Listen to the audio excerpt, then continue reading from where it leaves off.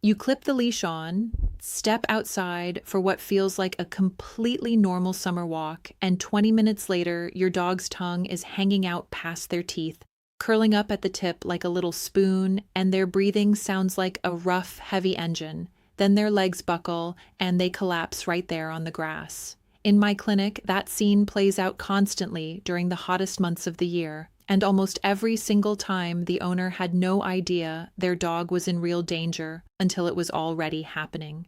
We all want our dogs out there enjoying the summer with us, but here's the uncomfortable truth. On a day that feels like a pleasant 85 degrees to you, it can feel dramatically hotter and more dangerous to your dog. Without knowing the early warning signs, a simple walk around the block can turn into a genuine emergency in under 15 minutes. Hi everyone, I'm Dr. Sarah Peterson, your neighborhood veterinarian. I'm not here to scare you today, I'm here to prepare you. In this masterclass, I'm going to teach you a genuinely simple 60-second trick you can do right at your front door that can help keep your dog noticeably cooler before you even step outside. We're also going to bust a few dangerous summer myths, including why a wet towel over your dog's back or a bowl of ice water might actually make overheating worse, not better.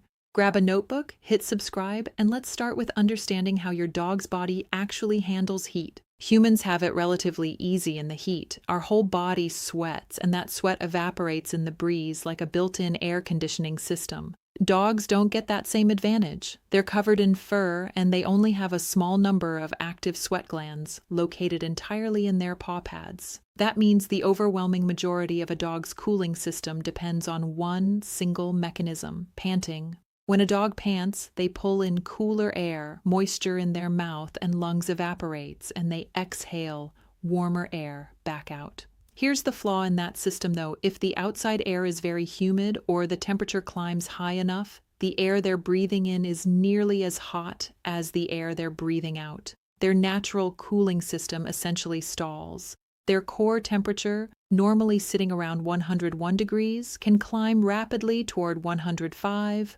106, or higher, and at that point, real cellular damage can begin. This is heat stroke, and it can happen within minutes, which is exactly why prevention matters so much more than reaction. So let's talk about the pre-walk trick, because this is genuinely one of the most useful things I share every summer. It takes about a minute, costs nothing, and can noticeably help your dog handle the heat better before you even leave the house. Since we know a dog's active sweat glands live in their paw pads, we're going to work with that biology directly. About 5 minutes before heading out, soak a washcloth in cool water and thoroughly wipe down all 4 paw pads until they're visibly damp. Then use that same cool, damp cloth to gently wipe the inner thighs, the groin area, and the armpits. Why those specific spots? Because 2 major blood vessels, the brachial and femoral arteries, sit just beneath the thin, mostly hairless skin in those areas. Applying cool moisture there helps cool the blood as it circulates through the body. Here's where it comes together. Once you step outside and a breeze hits those cool, damp areas, it creates rapid evaporative cooling, very similar to how human sweat works. That evaporation actively pulls heat away from the bloodstream, giving your dog a real head start before they've even taken their first step in the heat. Now let's talk about a few well-meaning mistakes that can actually work against you. First, the wet towel mistake. This happens constantly at summer gatherings. Someone notices their dog panting heavily, means well, soaks a thick towel in cold water, and drapes it over the dog's back like a cape. Please don't do this. Here's why. As a dog's body generates heat, that heat naturally wants to rise and escape off their back into the surrounding air. A heavy, wet towel draped over the top traps that heat instead of releasing it. Within a few minutes, the dog's own body heat warms that towel, turning what was meant to be cooling into a heavy, damp blanket that actually works against their natural cooling process. The correct approach is the opposite. Place the wet towel on the ground and let your dog lie down on top of it. A dog's belly has very little fur, so when it presses against a cool, damp towel on the ground, heat transfers safely out and away from their body, while their back stays open to the air so heat can still escape upward. Dog on top of the towel, never the towel on top of the dog. Next, The ice water mistake. You get home from a hot walk, your dog is panting heavily, and it feels natural to fill their bowl with ice-cold water straight from the fridge. Here's the risk. When a dog is that hot and desperate for water, they tend to gulp frantically rather than drink calmly, and that rapid gulping pulls in a lot of extra air along with the water. That combination of cold shock and swallowed air can increase the risk of a serious, potentially life-threatening stomach issue where the stomach twists on itself. A dog panting hard and gulping quickly can also accidentally inhale a whole ice cube, which is its own emergency. The safer approach is offering room temperature or lightly cool water instead of ice-cold water straight from the fridge, encouraging calmer, steadier drinking so hydration is absorbed gradually rather than all at once. And here's the useful nuance. Ice itself isn't actually the problem, gulping is. Letting your dog slowly lick an ice cube or enjoy a frozen broth treat is perfectly fine, since that pace naturally avoids the frantic gulping reflex. Now let's talk about a summer habit that surprises a lot of people, the full summer shave. Every year, plenty of well-meaning pet parents bring their thick-coated dogs, huskies, golden retrievers, Australian shepherds, and similar breeds in for a full buzz cut, assuming less fur automatically means less heat. Here's the important nuance. If your dog has a double coat, shaving them down to the skin can actually work against them. Double-coated breeds have two distinct layers: a harsher, longer outer guard coat, and a soft undercoat underneath. As seasons shift, dogs naturally shed that heavier undercoat, while the outer guard coat remains in place.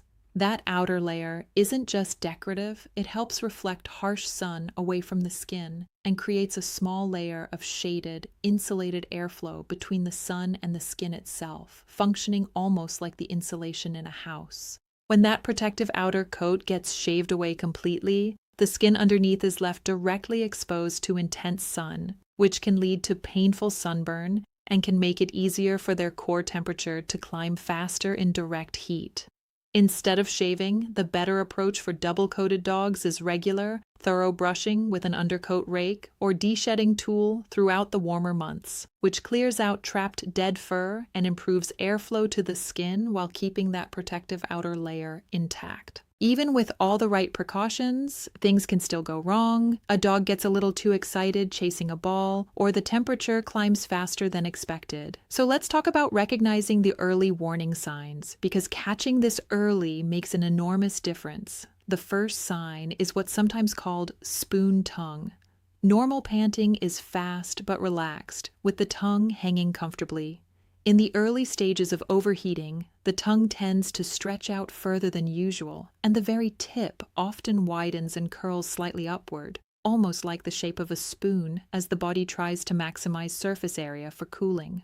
The second sign is genuinely one of the most useful skills any pet parent can learn: the capillary refill check. If your dog seems unusually exhausted, gently lift their upper lip and look at the gums. Healthy, cool gums are typically a bubblegum pink. As overheating progresses, gums can shift toward a darker brick red or even a grayish tone as circulation struggles to keep up. Press a thumb firmly against the gum until the spot turns white, release, and count how long it takes for pink color to return.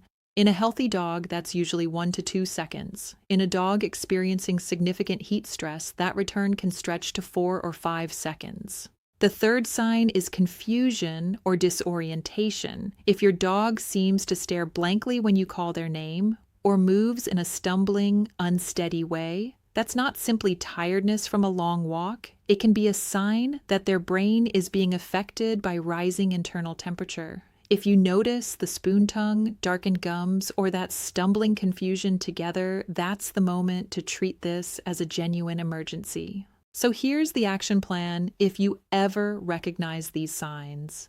First, get your dog out of direct sun immediately into shade or ideally an air-conditioned space. Second, gradually cool them down without shocking their system. Pour cool, room temperature water over their belly, armpits, and the back of the neck rather than icy water.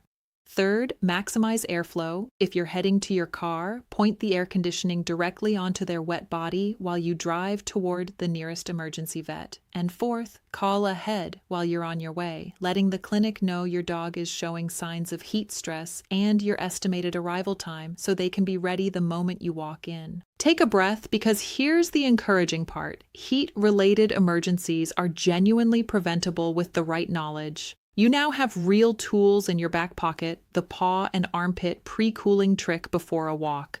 Understanding why a double coat should stay on rather than get shaved off. Knowing to skip the wet towel over the back and the ice-cold gulping water. And most importantly, knowing exactly how to check that capillary refill time before things escalate. I genuinely encourage you to practice that gum check on your dog today, just so you know what completely normal looks like for them, which makes spotting a change so much easier later. Summer is meant for hikes, splashing in the water, and making great memories together. And now you're equipped to make sure it stays that way safely. What breed is your dog? And do they have a thick double coat you're keeping brushed out this summer? Tell me in the comments. I read every single one.